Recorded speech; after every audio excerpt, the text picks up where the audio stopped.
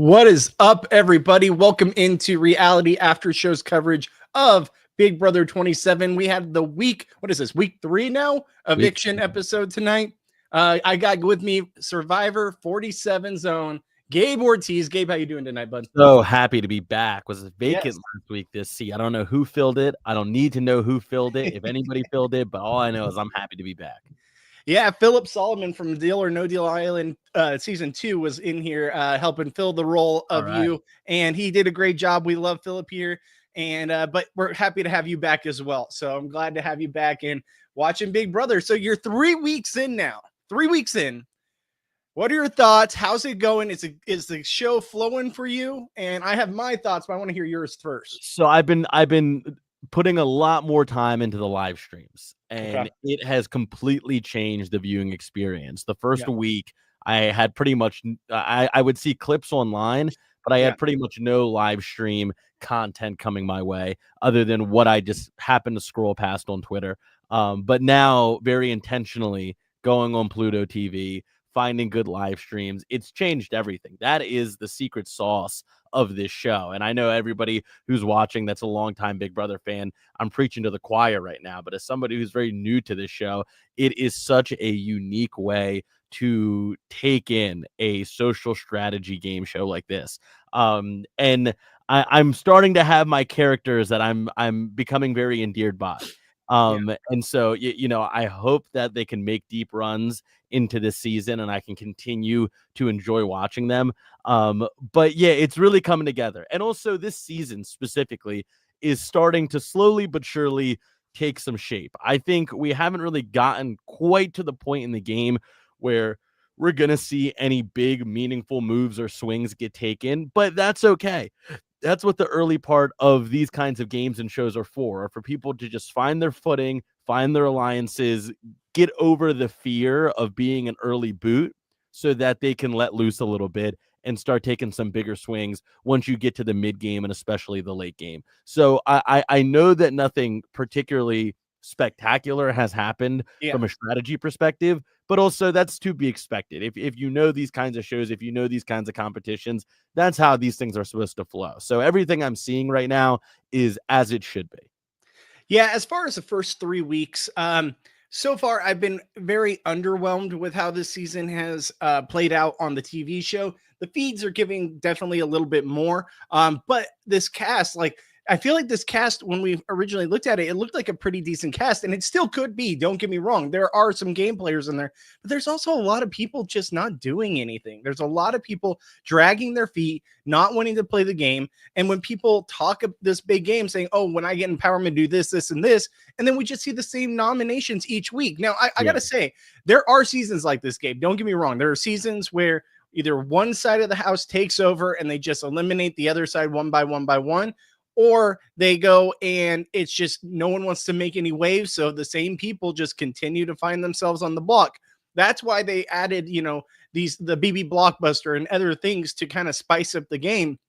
They even threw 3 powers into the game this year, and we've seen how those have played out just to spice it up a little. Last season, by this time last year, we were loving the season. We were saying this is a top 5 season. This is amazing. Like everything about it's got the drama. It's got the, you know, back and forth. There are seasons that are great.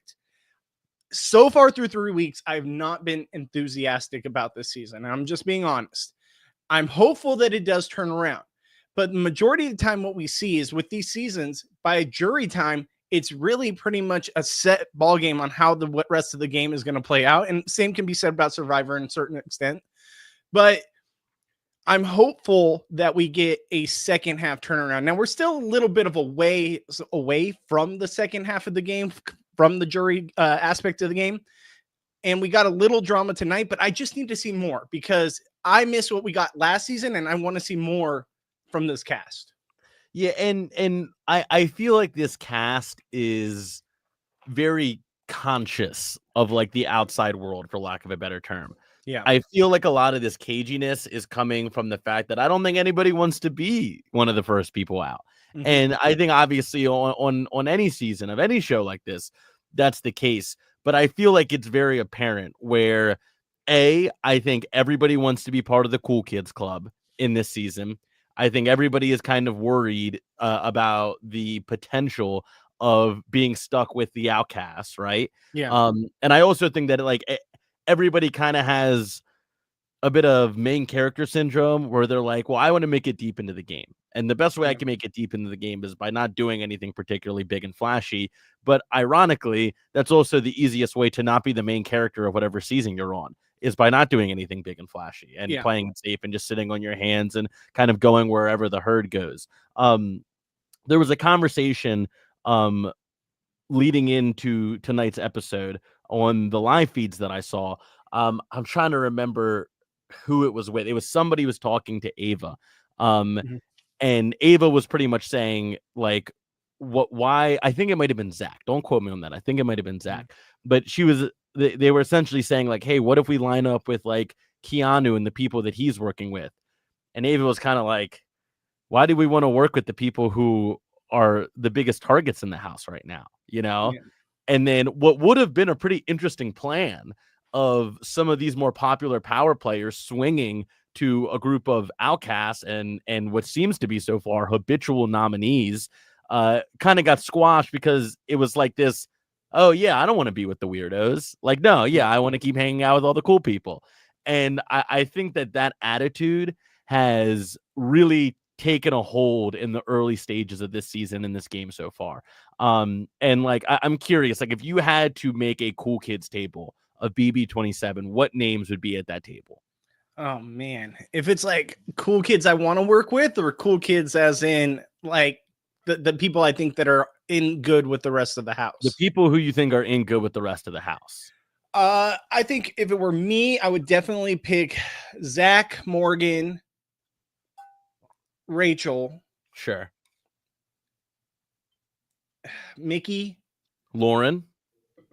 Lauren, but Lauren's kind of like she's in the Vince role right now, right? Where people see that she didn't really do anything to make a big move this week. Like she's criticized by people in the house that she didn't make a big move, even though it protected them, a lot of them, from Sure, not yeah. being the Yeah. one that could have been nominated. So I think that she is a cool kid, but she's playing defensive and playing not to win, in my opinion. In the early stages, that I would see that as a weakness. Man, I'm trying to think. Maybe also, as much as it pains me to say it, oh my gosh, the dude that was HOH last week, totally blanking on his name. Jimmy. Jimmy would be probably another one I would throw in there, but For man, sure. I don't know how well I would work with Jimmy. Why? Jimmy just What is it frustrates about me. Jimmy? Because it's all about the theatrics. And I get that he's trying to make good TV, right?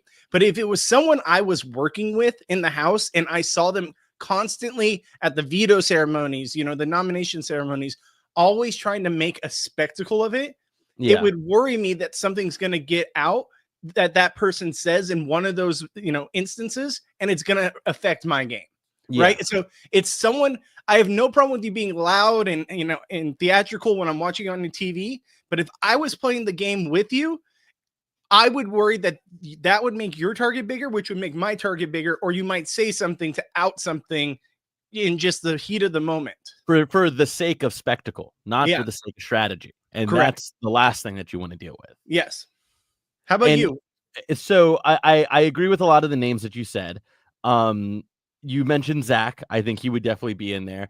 I think one of the names you didn't mention that I think would not be in there would be Catherine. I think that she is kind of finding herself on the outs right now, which I find very interesting because I did not think that was going to happen for her as the season was starting. Yeah.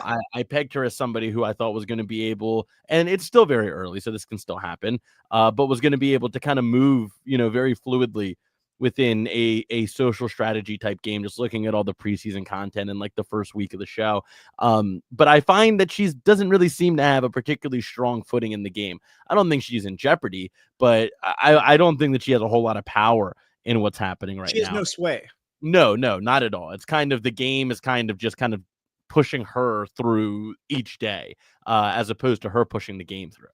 Is there a single player that's frustrating you the most this season that you're just like, why are you there? Why do I have you on my TV? Is there anyone rubbing you the wrong way gameplay or whatever. Yeah, so I think that one specific instance that I think of, and I think we saw a clip of this in tonight's episode early on, was Lauren talking to Mickey.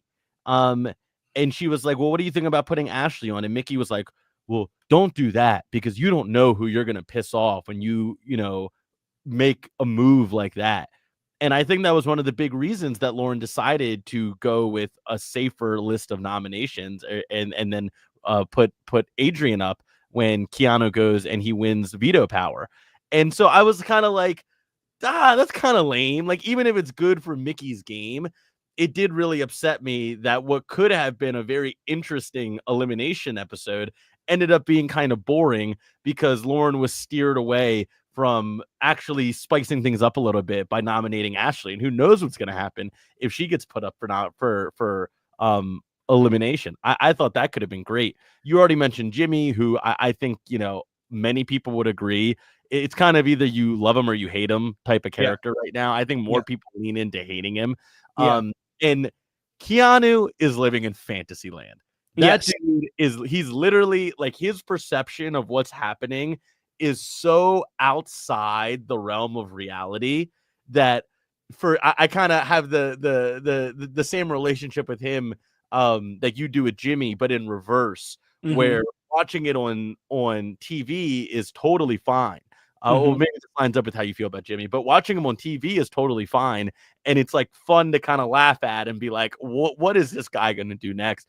But then me imagining playing a game like this with him is like, oh my God, like, can this dude just shut up? Like, you don't even know how ridiculous you sound. There was a conversation that he was having with Rachel on one of the live feeds, and he was like almost like explain. I don't want to say like mansplaining because I don't think that's what was happening, but was like almost explaining what was happening in the house to Rachel, who's the one veteran in the entire house. And his attitude the whole time was like, why do I have to explain everything to you, Rachel? Like, you don't realize that this is what's going on. Like, you don't know that like the votes are lining up like this. Like, Rachel, come on, what are we doing here? And Rachel's kind of sitting there with a nice face, like, oh, okay. But you can read it on her face, especially when you know the context of everything that's going on as an audience member, that she's like, this fucking idiot has no idea what he's talking about. He is living in such a delusional state of what's happening. And if it wasn't for him winning multiple veto powers, he'd probably be gone right now. So watching Keanu is equal parts infuriating and entertaining right now. But it's starting to become more infuriating because he keeps escaping his comeuppance. Like, this is the kind of guy that should be in the game for like 3 weeks and then get booted, you know? It's like, man, he was a great show for those 3 weeks.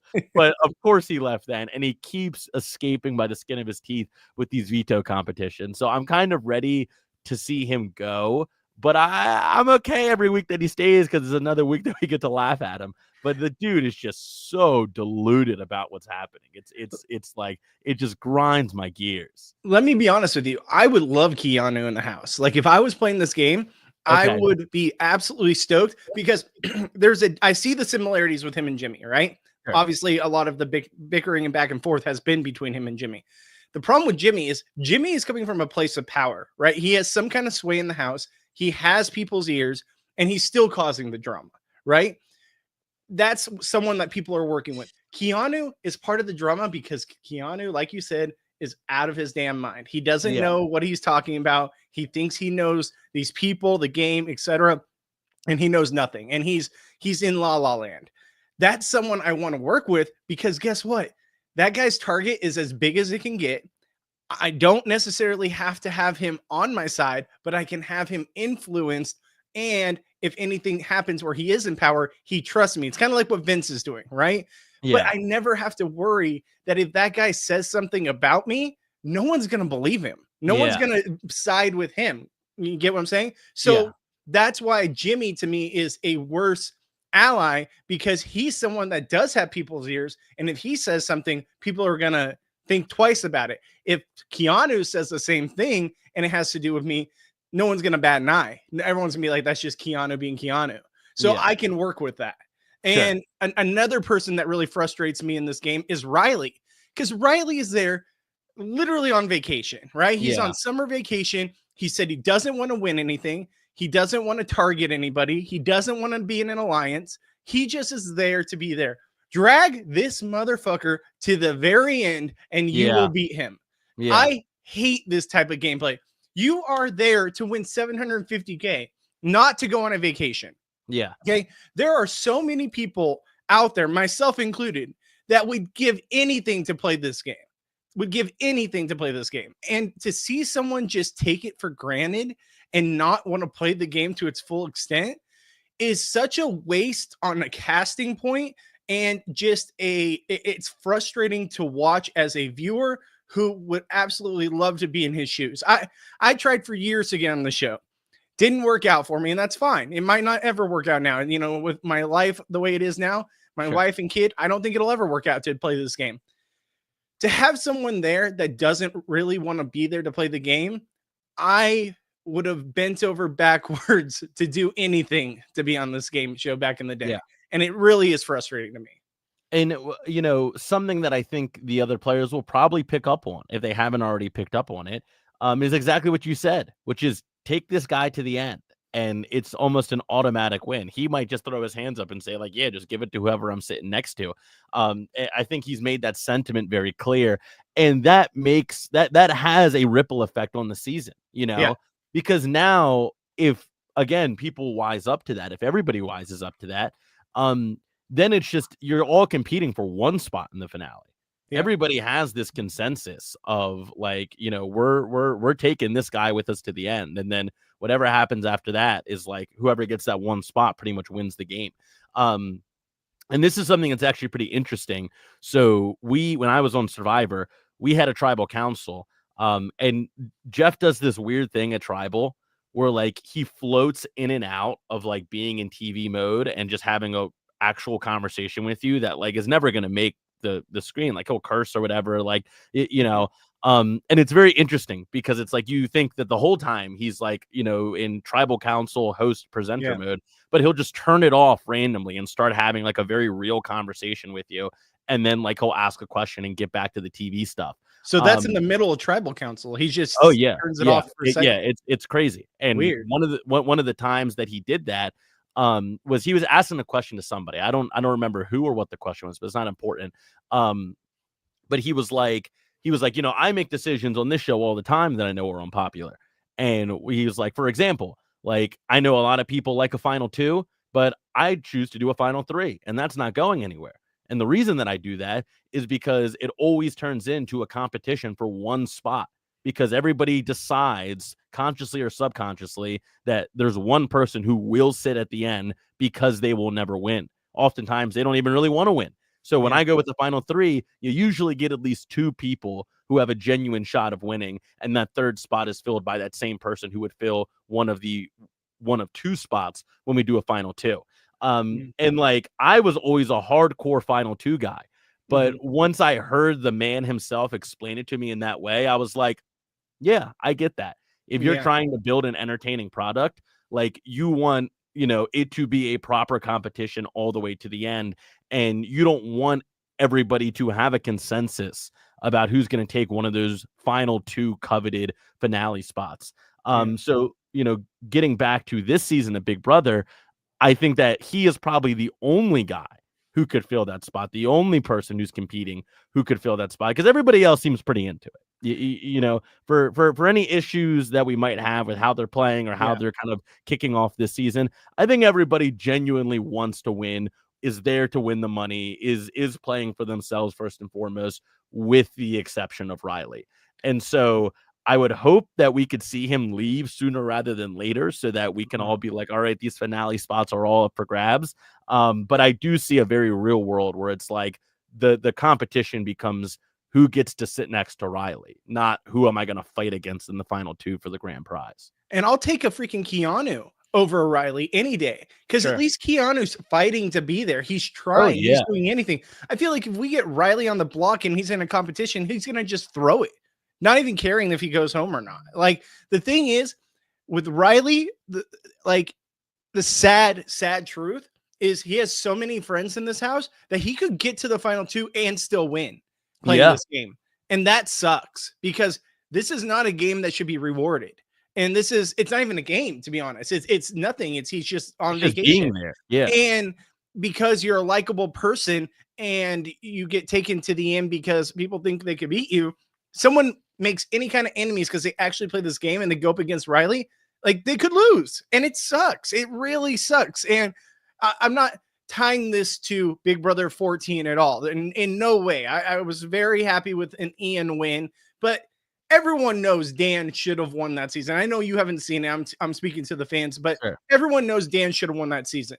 I had money on Ian, so I was happy with an Ian win when he won. And Ian played a great game. We're going to see Ian on Trader season 4 here next season.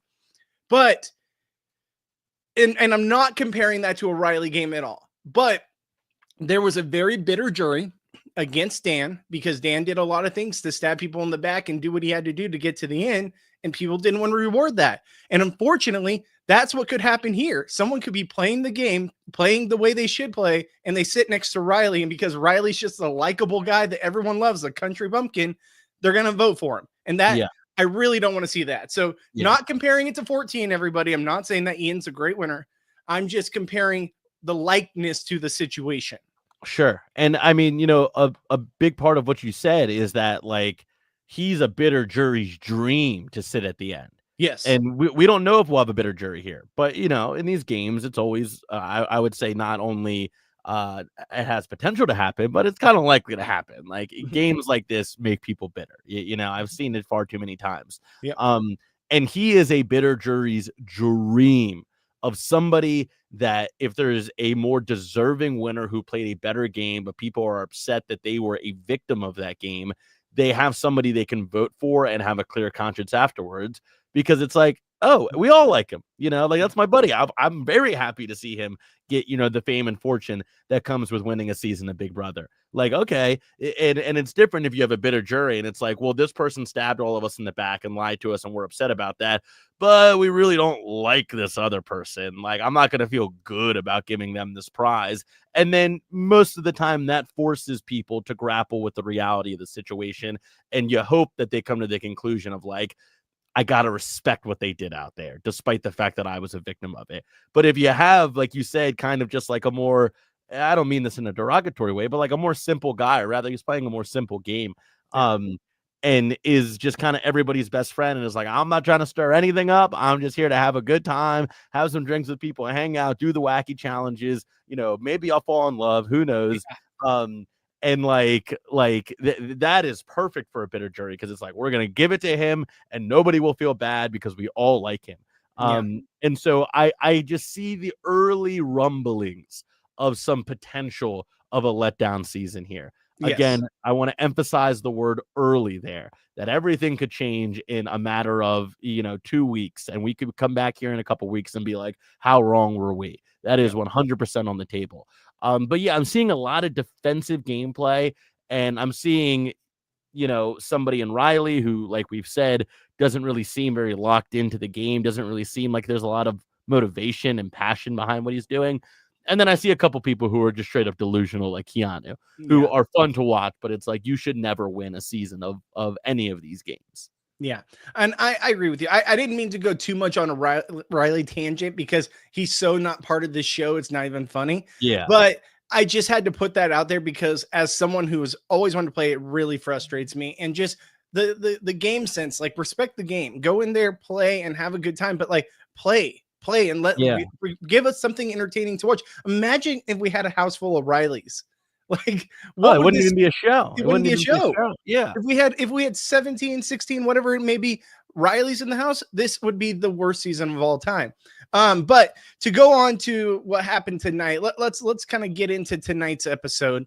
So obviously we see that the perception by Lauren is that there's two sides to the house. There's the girls with Will and Jimmy, and there's the guys with who's the girls that they had, Catherine and chick that won the battle bag tonight, Kelly. And then Lauren kind of sees herself in the middle of that, right? I definitely think she sways more towards the guys. Obviously, we see her strategizing with the guys, even Catherine to an extent, but I don't think that's the true dynamics in the house, right? So that's what Lauren's opinion is of what the house is. It's not far off, don't get me Yeah. wrong, but it's not the true dynamics. And what is your thoughts on how she played this, how she played the week, and what are your thoughts on just, this week in general with Lauren's game and where it's going? Yeah, I think her winning HOH was actually had a lot of potential to be quite interesting. Yep. When I saw it happen at first, I was like, okay, like something could really happen here and come from this, particularly because of how she perceived her position in the game, where she was like, I'm kind of floating in the middle here. Like now that I have this power, I can really do something with that. And so as we move through the week, it seemed less and less likely that something truly meaningful was going to come from it. But I think her read of the game and her position is interesting. Like you said, it's not quite accurate, but it's also not wrong. Like she's not completely off the mark.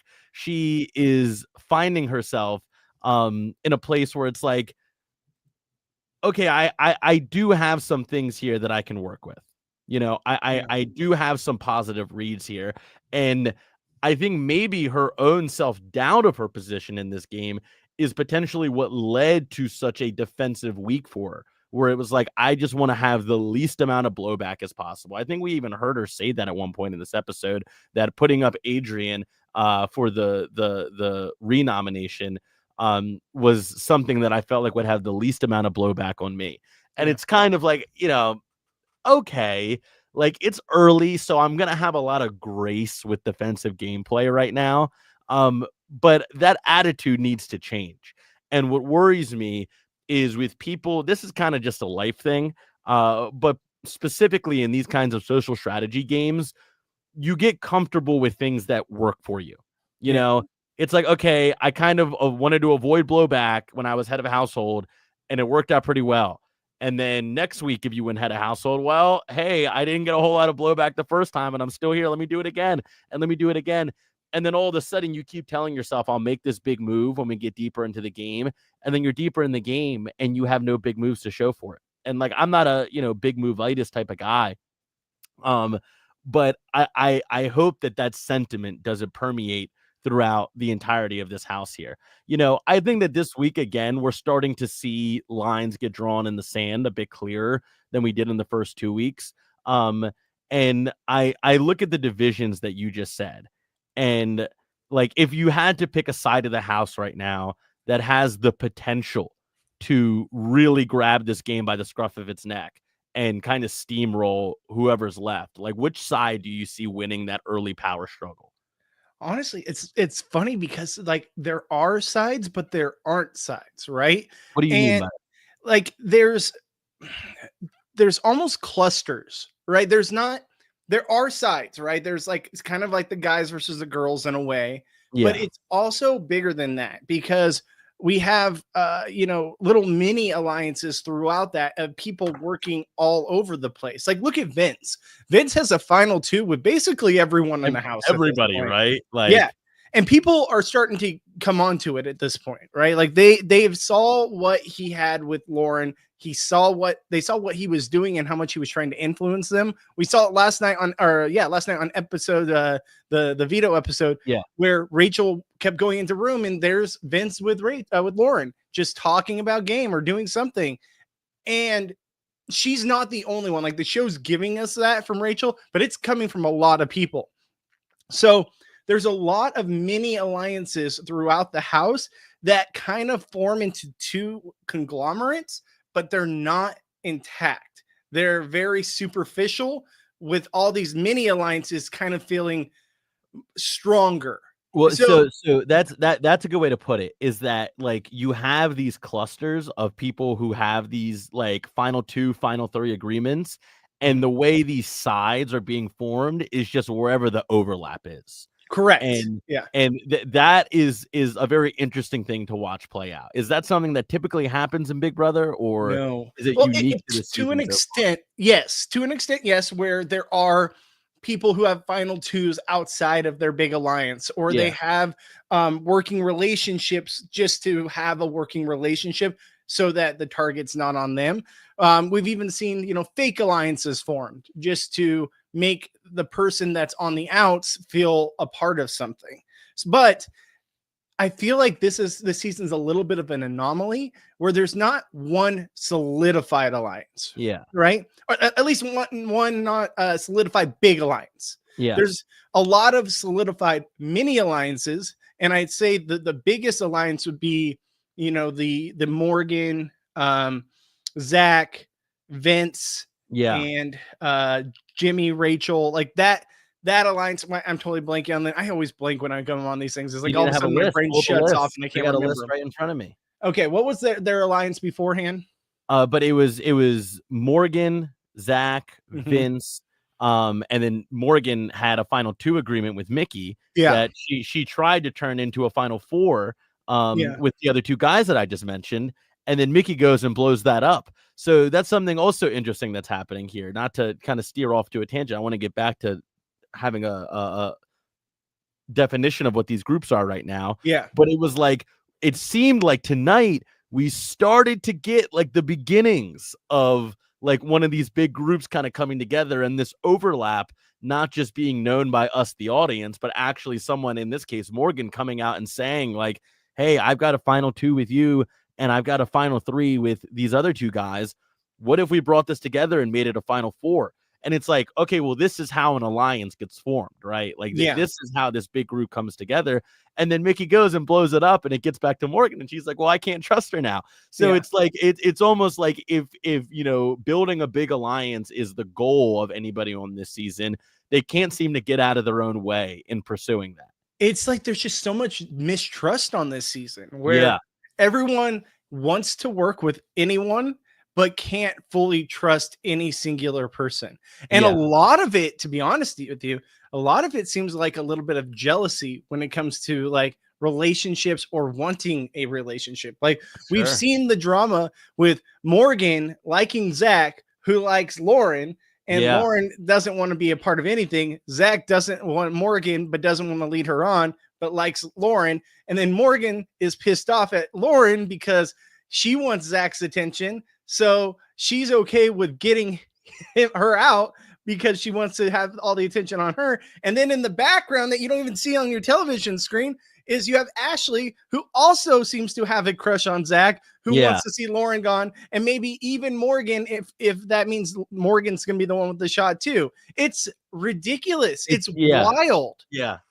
And it's particularly funny because when you watch the live feeds, and anytime someone brings up Morgan to Zach, he's always just like, she's here. Yeah.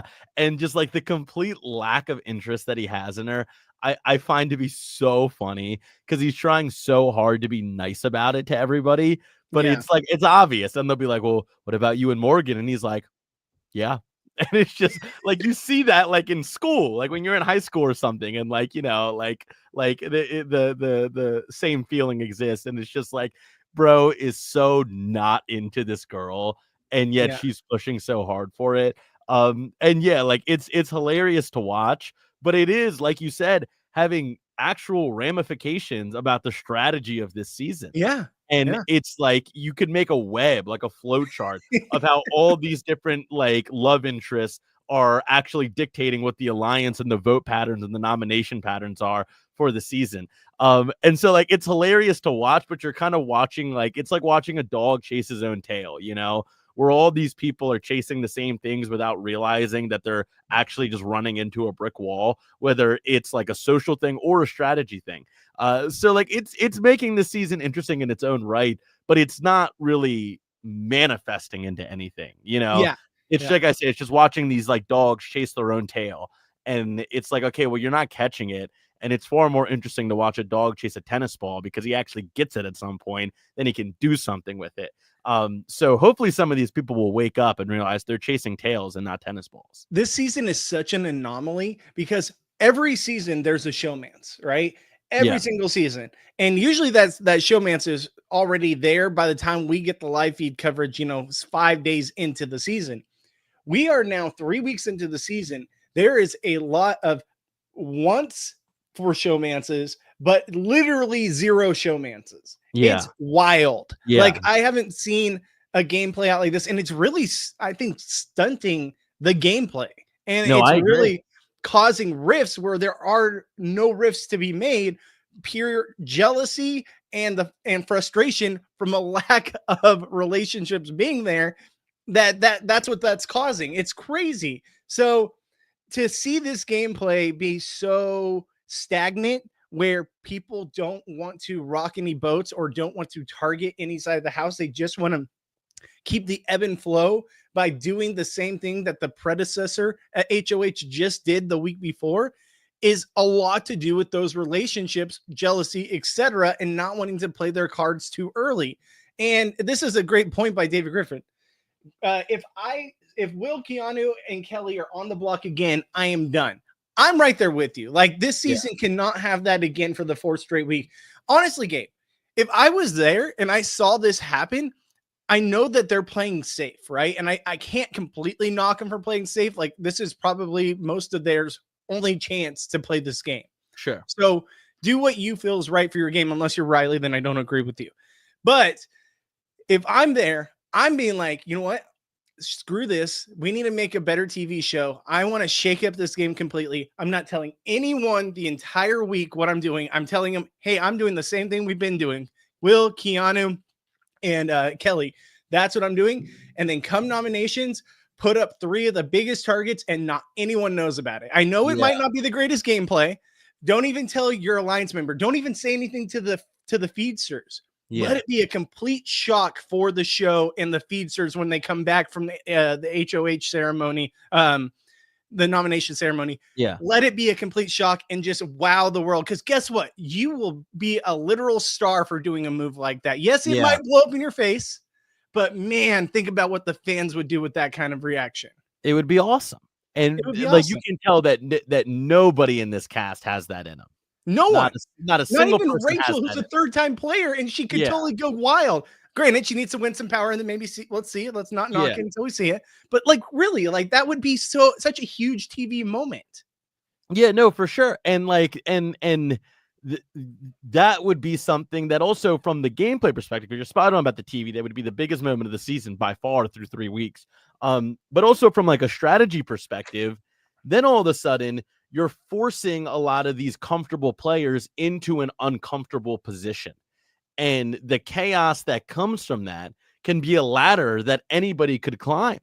And like, I think that there's a world where if you do something like that, you can turn around and be like, look, I didn't like how comfortable a lot of people were getting. And I wanted to see where everybody actually landed. Yeah. Because nominating the same 3 people every single week, we don't have to, no one's hand gets exposed. No one's strategy has to be brought to the forefront. No one's alliances actually get tested when we do that. So me as an individual player, I'm not learning anything about the state of this game through every single nomination and elimination, because it's just the same question getting asked over and over again. Who do we want out of these 3 to go home? I need to gather more information about what's actually happening here. And the only way I can do that is by seeing how everybody votes. And if we're all voting for the same 3 people, what you're telling me about everybody else in the house that isn't those 3, Will, Keanu, and Kelly, could all be BS. Yeah. And I wouldn't know any better, because there's no ground for your accusations or whatever you're telling me or your truths to be tested. Like, I need that to be tested so I can know where you actually stand. And if that means putting up somebody for elimination that you really like, or putting you up for elimination as an individual, that's something I have to do for my own game, because everyone's sitting here comfortable and I don't know what the hell's going on.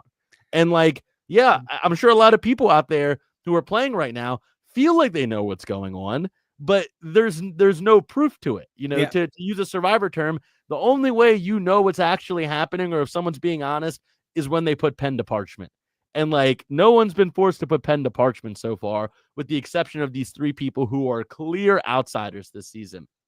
So I think this season right now, through the early stages, is desperate for a shock nomination, at least one, just to make people a little uncomfortable. Yeah.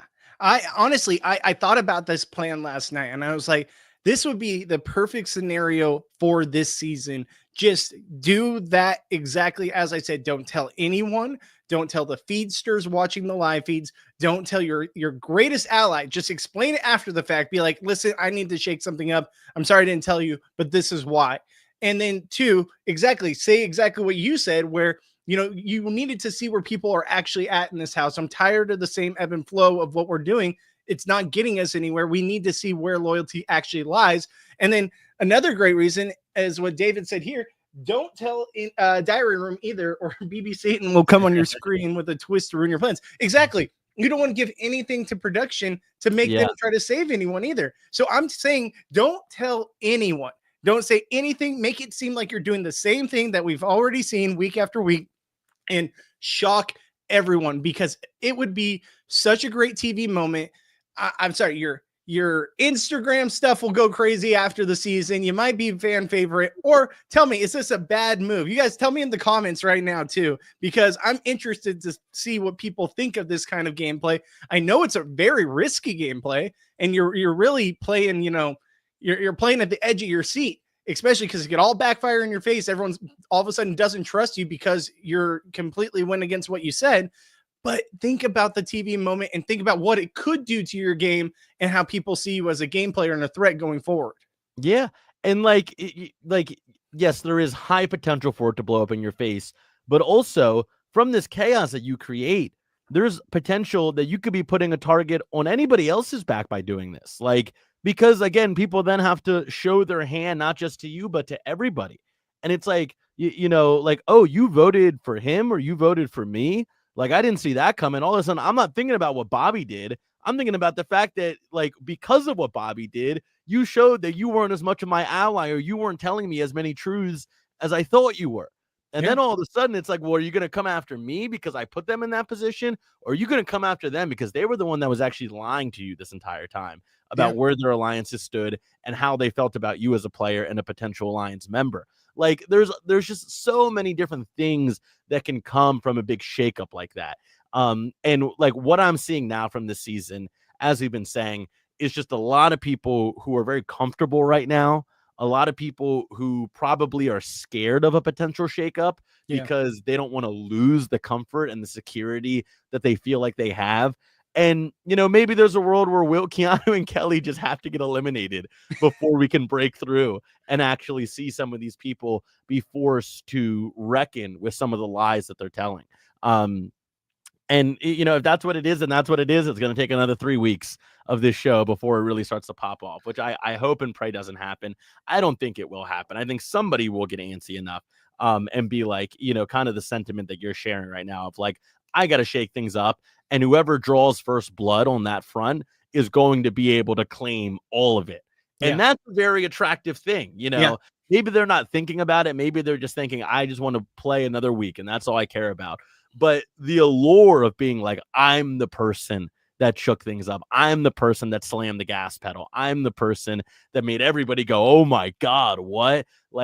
That is something that is very attractive to reality TV contestants. So don't be surprised if somebody wakes up and wants to be the person, because only one person gets to claim that. Only one person gets to make the first big move of the season. So don't be shocked if it comes sooner than you think. And I can't knock people because we say it every year. You go to sleep for the first half of the season and then come out and play. That's something we've preached for a long period of time. But you also don't have to do what other people are telling you, for one. And two, you don't have to go with the same nominees every single time. Yeah. It's just makes the show not fun to watch. Yeah. And another thing is Philip here, the great Philip Solomon, who was on with me last week. Hell yeah, For people who are so hyper aware, so I got to kind of look around the camera. So hyper aware of the cameras and creating a show, they ironically are producing a horrendous show. Completely agree. Especially, and I love her to death, but Rachel knows how a TV show should work. She's done many of these. She knows Big Brother, and she podcasted with me, and we talked about at times last season how last season was boring and how we wanted to shake up and stuff.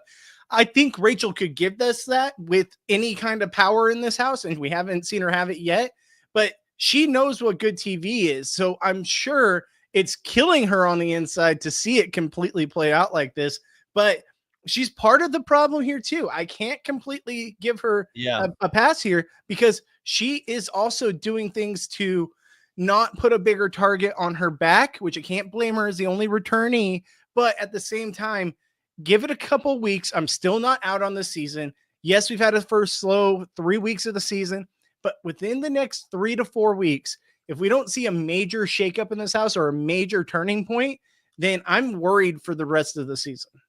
Is there anybody on this cast that you are, or any person or people that you're rooting for specifically to be that person? Like, if you could pick the person to come out and like make a big swing and shake things up, who would you want that to be?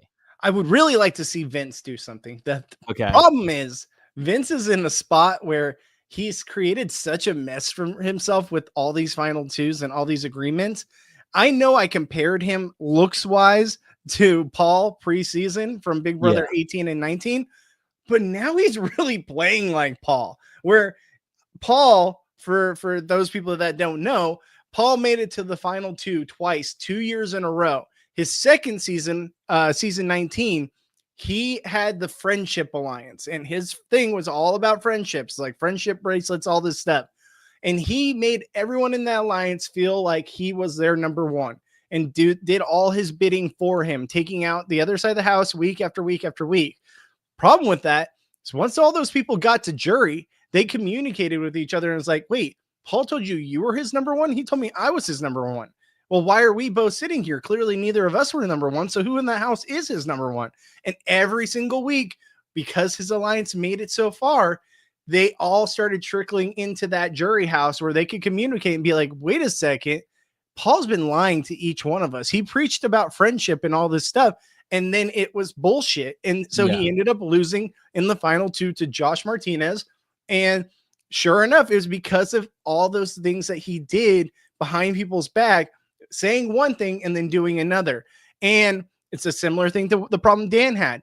I think that Vince is playing the same type of game as Paul, where Paul did all those things, promised the world, and then backstab people. And eventually Vince is going to have to backstab all these final twos he has. Yeah. And guess what? A lot of the people he has final twos with, I know he has final twos basically everyone, but a lot of them that he have are all going to get to jury. Let's be real. There's just too many of them and too many decent players that are going to be in that jury house, and they're going to communicate. So as much as I would love to see him make a big move, the guy can't stand for anything because he can't actually solidify what he truly feels and stand his ground because he wants to be everyone's friend. He wants to have his cake and eat it too. And he knows, he even says it in the episode. He's like, I know this could come back and bite me, but man, I'm doing what I got to do. And that's the problem I have with Vince. But I would like to see him make the move because I feel like he's one of those people back against the wall. He could do it.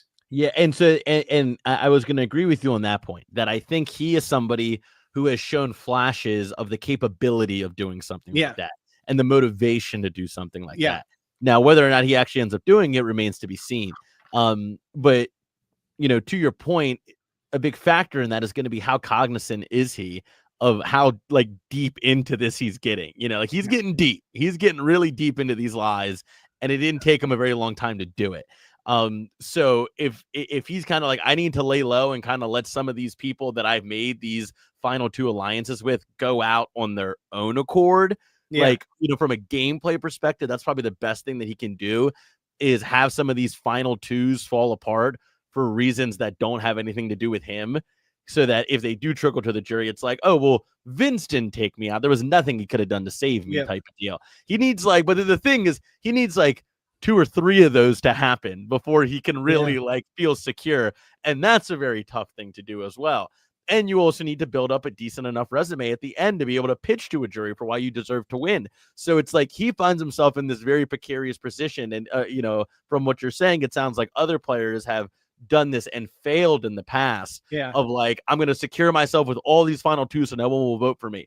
But now I got to vote for somebody and everybody here is in my final two. So like if you're the architect of them going home, you find yourself in a real big pile of trouble. If you can find a way to send these people home without being the architect of it, which is far easier said than done, maybe he could pull off this kind of strategy that it seems like he's trying to go forward with. But I think it will probably result in him backstabbing people and probably getting backstabbed himself because he becomes such a notorious player in the house. Because I would like it's taken him 3 weeks to tell everybody in the house that he's going to the end with them.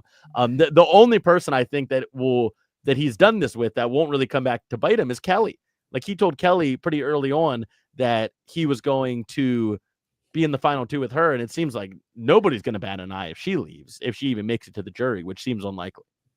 You know what's funny is, so let me just explain this to you. So Big Brother 19's Paul, this is how deep he had people convinced that he was part of their game. Okay. There was at one point a literal challenge where for HOH where it was a race. You had to race people to the end. You let go of your buttons and you run to the end. Whoever gets there first wins. A literal race. Okay. There was this woman on the season named Christmas Abbott, and she broke her, what was it, her foot or her leg, like 2 weeks into the season and still continued to play. And everyone let her win a race competition. Wow. Because everyone felt so confident and good with Paul that Paul convinced them to let Christmas win it, even though this wasn't like just right after she broke her leg. This is like 8 weeks later. They let her win the race because Paul convinced them that that was the right move for their game. And everyone, even the people that went home that week, felt good with him and were okay with that. People on the other side of the house were okay with that. That's insanity. The power he had. That's insanity. Yeah. So made for a very boring season. I won't say there was a lot of drama, so that made it at least somewhat decent. But gameplay wise, think about that. This lady with a broken leg got to win the race challenge. Like, I don't think they've even had that before that or since then, that challenge. Like, that's how insane it was. So when people finally put 2 and 2 together, they're like, what did we do? So that's the problem with Vince's game is I'm not saying it's to the Paul length yet because you don't see him convincing people to let a person with a broken leg win a race, but it's getting there. It's getting there when people are like, I feel really good with you. I feel really good with you. I don't think you're coming after me. And all it takes is for 2 people to come together and be like, wait, he told me the same thing. Then they check with someone else. You know what? He told me the same thing. And then it all comes crumbling down. I want to see Vince with his back against the wall.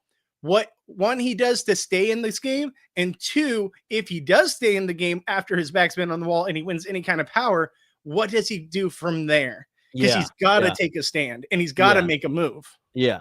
And I find him to be one of the more interesting players on this cast right now. I find him to be quite interesting. I find Morgan to be quite interesting. I find Mickey to be quite interesting.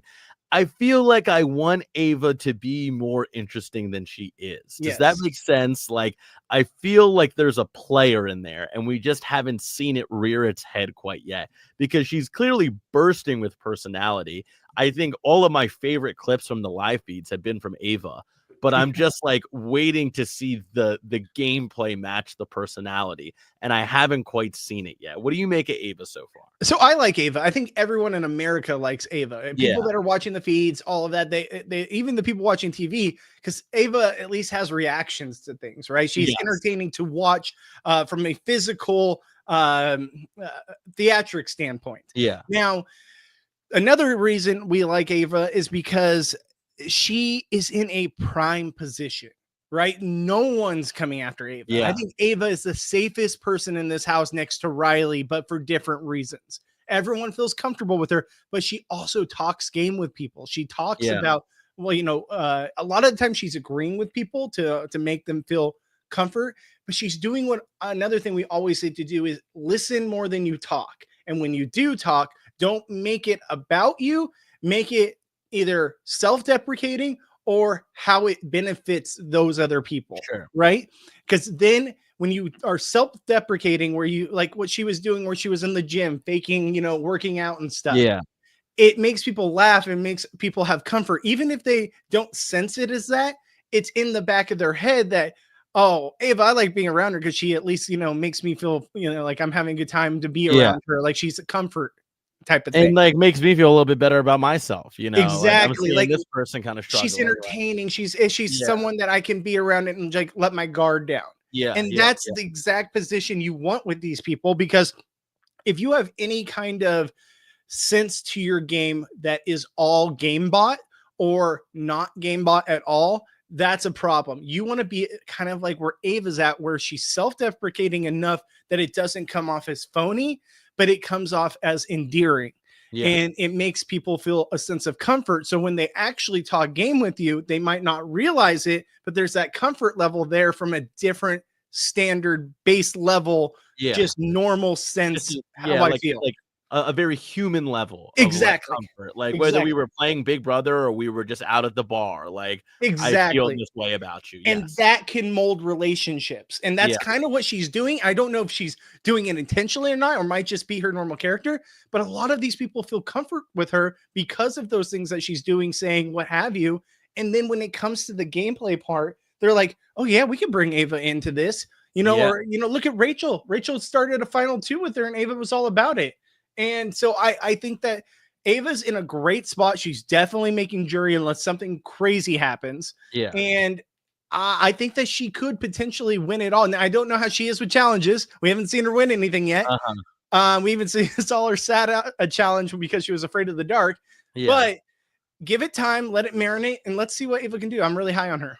Yeah, me too. Me too. That's somebody who I think has like the highest potential right now. May not be in the highest place, like in terms of who I think is moving, the most aggressively, the most interestingly.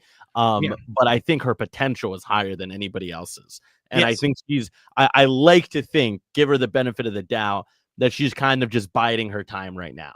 And it's Yeah. like, this is the time for me to just, like you said, keep forming these relationships, really establish myself amongst as many people as I can, cast a wide net of somebody that folks want to have around, whether it's long term in the game or whether it's just to have around in conversations Yeah. when we're just hanging out. Like, I want to be somebody that is wanted. I want somebody that folks look at and say, this is somebody we should scoop up, not somebody that we should target. And I Yeah. think she's doing a very good job of that, very actively and intentionally.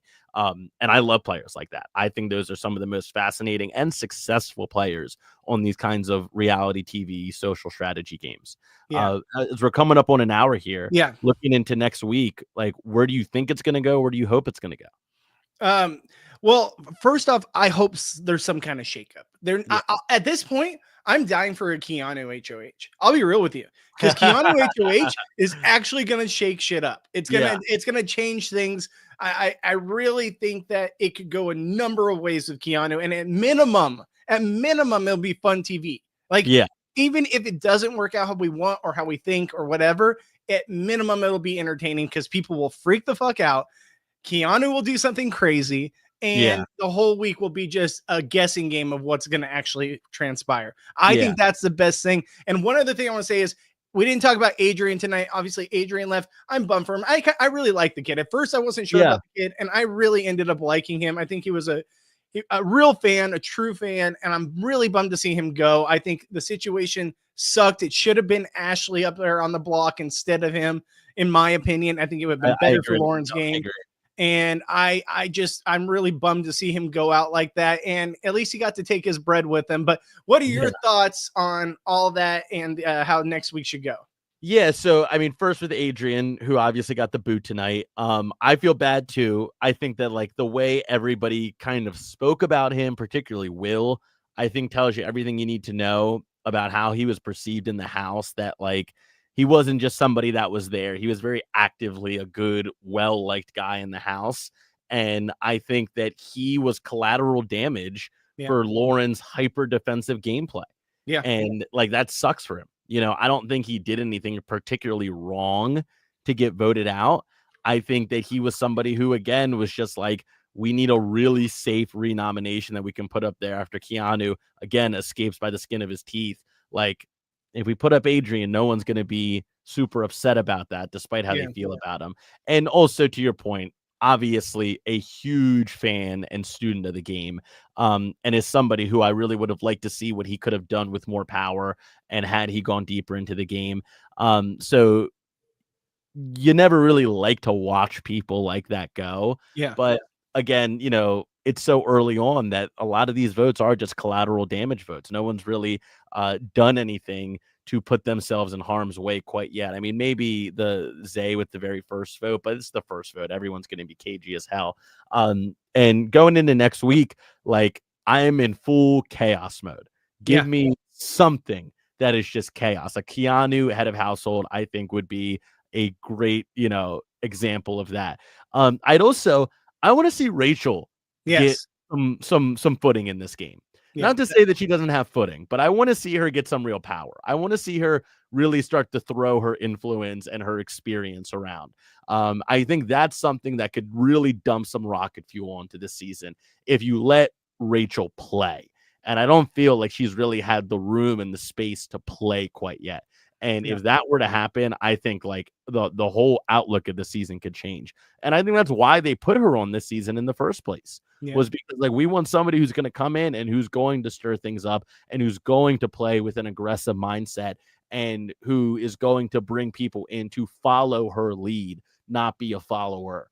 And so I would like to see something happen in some capacity, whether it's head of household, whether, it's her just kind of taking it into another gear that everybody else isn't quite in yet.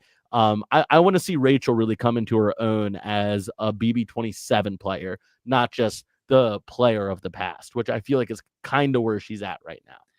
Yeah, I'm in full agreement with you. I think Rachel would be a great one. Obviously, I have my own personal reasons why I want to see a Rachel HOH, but also Rachel's kind of in a spot too where no one's gonna, like, there's a couple people that want to come after her, not completely directly, but that she would be in trouble with. And then two, but like she doesn't really need to win. I know she wants to, but she doesn't really need to win right now because a lot of people want to take her to jury. So like she could kind of coast, even though she really wants to win HOH or some kind of power or some kind of challenge. She wants to play the game. I almost prefer her waiting to jury to really kick it into gear. Yeah. There's that part of me that's like, once you get to jury, then go balls to the wall. But like, it's also, she doesn't know what we know, like she's not in our situation where we can see the writing on the wall of what's happening and who is, who she should be worried about and who she shouldn't. So yes, I would like to see it, Rachel HOH. I think it'd be a fantastic week if that happens. Keanu's a great one. And the third one I want to throw out there is, let's see a Will HOH, because Will is pissed off. Will's pissed. He is on a certain side of the house, which those people could definitely get into Will's ears. But part of me says, let them, like, let's see what they could do. Cause then Will would do their dirty work and at least we'd have something different. He's for sure. They're not going to play it safe with Will's game, whoever helps run his HOH. And if he lets them, they're going to be like, we got to take a big move and we're going to use Will as that stepping stone. So that's my third alternative. So those three I'd be happy with. I kind of think Rachel, I'm hoping a little bit later in the game, but we'll see what happens. Sure. Is there anything else as far as this week goes that you want to talk about? I think we covered it because it's been the same as the last 2 weeks. So I think we actually got something to really sink our teeth into next week. I wasn't sure where we were going to go this week because of like just nothingness, a real nothing burger. But I feel like we got a lot of great topics in there tonight, and I'm happy with how this turned out. Excuse me. All right, guys. So with that said, check out our Destination X coverage. The season just ended. Johnny and I had interviews with the final 3 from Destination X, including the winner, who I won't spoil, but definitely go check that out if you're a fan of Destination X. We also did our podcast on the finale and broke everything down from that episode. It was a fun show. It was definitely something that I feel like they tweaked on the second half of the season that made it better. But I don't know if it'll be brought back. I really don't know. But if it is, I'll be there and I'll be very entertained. And it was a fun experience for us. Also, check out Johnny's coverage of Naked and Afraid Apocalypse. They just started the first podcast, came out today. So definitely go check that out. He's with Naked and Afraid's Trish Belinsky. I hope I said that name right. So go check out their coverage. They do great work. And they had a lot of fun with Naked and Afraid Apocalypse. Also, check out the Snake after show, the Snake, which airs on Fox. I believe it's almost over. I feel like that show's been going on for a while. Go hang out with Austin, Kristen, and Lindsay as they break down the latest episode of The Snake. And last but not least, Gabe's Big Move every Oh, yeah. Tuesday here at Reality After Show. Go hang out with Gabe. He breaks down, Survivor gameplay, etc. Gabe, I'll let you explain. It's your show. Yeah, Tell every people Tuesday, about it. 7:15 p.m. We do Gabe's Big Move right here on the Reality After Show, or you can tune in over on my Twitter page at Gabe Ortiz. We live stream it from there as well. And the thing I like about it is that I think it's a little different. I think that on that show, we're doing more like philosophical Survivor questions. It's not just a recap show. It's not just a preview show. It's not just cast breakdowns. It's more about like the psychology behind a confessional. It's about what does it mean to be a villain. It's about topics like that you can watch in the off season or you can watch in the middle of the season and it hits all the same.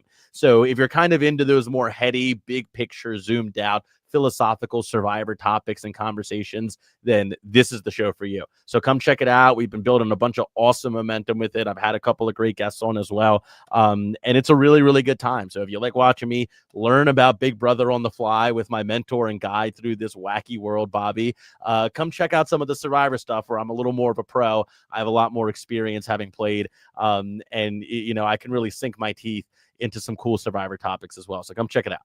Guys, next week on the Big Brother After Show, right here, same time, same place, right after the East Coast airing of the Thursday night eviction episode, we'll have a special guest from Big Brother 12, Rachel's first season, someone who played with her and knows her well. I'm not going to spoil it. We will let it be a surprise for everybody who watches next week, but we're very happy to have them.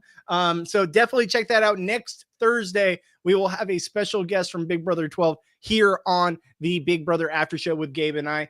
So we look forward to that. With that said, we will see you guys next week. Bye.